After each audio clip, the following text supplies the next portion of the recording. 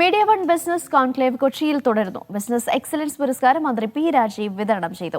വിവിധ സെഷനുകൾ പുരോഗമിക്കുകയാണ്. പിന്നീട് ഫിസിക്കൽ സ്റ്റോറുകളിലേക്ക് വന്നിട്ടുള്ള കുറേ ബ്രാൻഡുകളുണ്ടല്ലോ. ഇപ്പം നമ്മൾ നേരെ സംസാരിക്കുമ്പോൾ ലെൻസ് കാർട്ടിൻ്റെ ഒരു കാര്യം പറഞ്ഞു. അപ്പം ഓൺലൈൻ കൊണ്ട് തൃപ്തിപ്പെടാതെ ഫിസിക്കൽ എക്സ്പീരിയൻസ് ആവശ്യപ്പെടുന്ന ആളുകൾ, അതുകൊണ്ട് സ്റ്റോർ തുറക്കാൻ പുതിയ ബ്രാൻഡുകൾ നിർബന്ധിതമാകുന്നു. ഈ പറഞ്ഞ പോലത്തെ എക്സ്പീരിയൻസ് ചെയ്യുക, ടച്ച് ആൻഡ് ഫീൽ എക്സ്പീരിയൻസ്. അപ്പോൾ ആ സംഗതി അവിടെ ഉള്ളിടത്തോളം കാലം ഓൺലൈൻ ഇതിനെല്ലാം ഓവർലാപ്പ് ചെയ്യില്ല എന്നാണ് നിങ്ങൾ പറയുന്നത്. അല്ല, ഞാൻ ഇപ്പോഴും വിശ്വസിക്കുന്നത് ഓൺലൈൻ ആൻഡ് ഓഫ്ലൈൻ രണ്ടും ഒരുമിച്ച് കൊണ്ടുപോകണം. ഒരു ഓംനി ചാനൽ രീതിയിൽ നമ്മൾ ബിസിനസ്സിനെ മുന്നോട്ട് കൊണ്ടുപോയിട്ടാണ് ഇന്നത്തെ കാലത്ത് കാര്യമുള്ളൂ. ഓൺലൈൻ പ്രസൻസിൻ്റെ ഒപ്പം തന്നെ ഇപ്പോൾ നമ്മൾ പറഞ്ഞ ടച്ച് ആൻഡ് ഫീൽ, വളരെ വിഭാഗം ആൾക്കാരും ഈ ടച്ച് ആൻഡ് ഫീൽ എന്നുള്ളൊരു കാര്യം വളരെ ഇമ്പോർട്ടൻ്റ് ആണ്. ഇപ്പോൾ ഒരു സൂപ്പർ മാർക്കറ്റിൽ പോയി കഴിഞ്ഞാൽ ചിലവർക്ക് അരി വെറുതെ നമ്മളൊന്ന് ടച്ച് ചെയ്ത് നോക്കണം, എങ്കിലാണ് അരി മേടിക്കാനായിട്ടുള്ളത് പറ്റുള്ളൂ.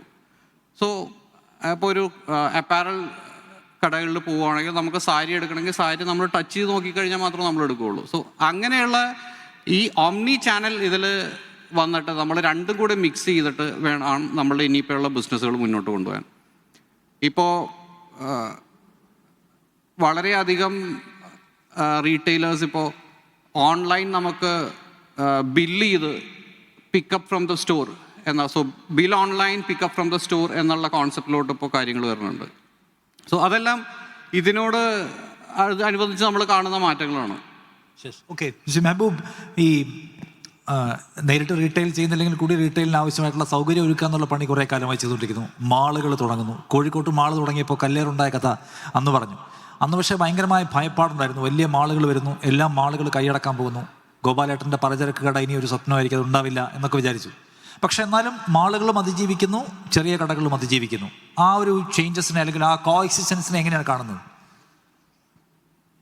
നമ്മളിപ്പം എല്ലാ മെച്യൂർഡ് മാർക്കറ്റിലും മാളുകൾ വരുന്നുണ്ട്. ഇപ്പം നേരത്തെ തുടങ്ങിയ US, യൂറോപ്യൻ രാജ്യങ്ങളിലാണെങ്കിലും ഇന്ത്യയിലെ വലിയ സിറ്റികളിലാണെങ്കിലും എല്ലായിടത്തും പുതിയ പുതിയ മാളുകൾ വന്നിട്ടുണ്ട്. അവിടെയൊക്കെ തന്നെ ഹൈ സ്ട്രീറ്റ് സ്റ്റോഴ്സും ചെറിയ സ്റ്റോഴ്സും എല്ലാ സ്റ്റോറും കോ എക്സിസ്റ്റ് ചെയ്തിട്ടുണ്ട്.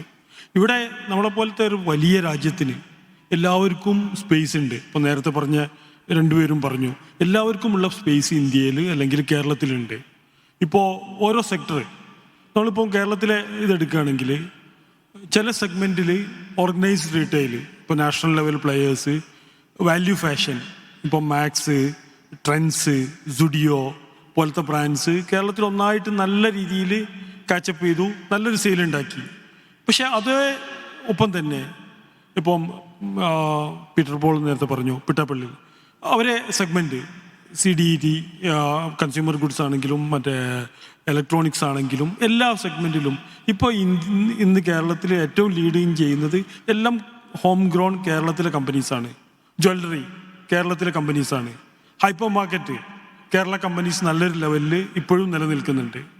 അതേസമയം ചില സെഗ്മെൻറ്റിൽ നാഷണൽ ലെവൽ പ്ലെയേഴ്സിന് അതിൻ്റേതായ അഡ്വാൻറ്റേജ് കിട്ടുന്നുണ്ട്.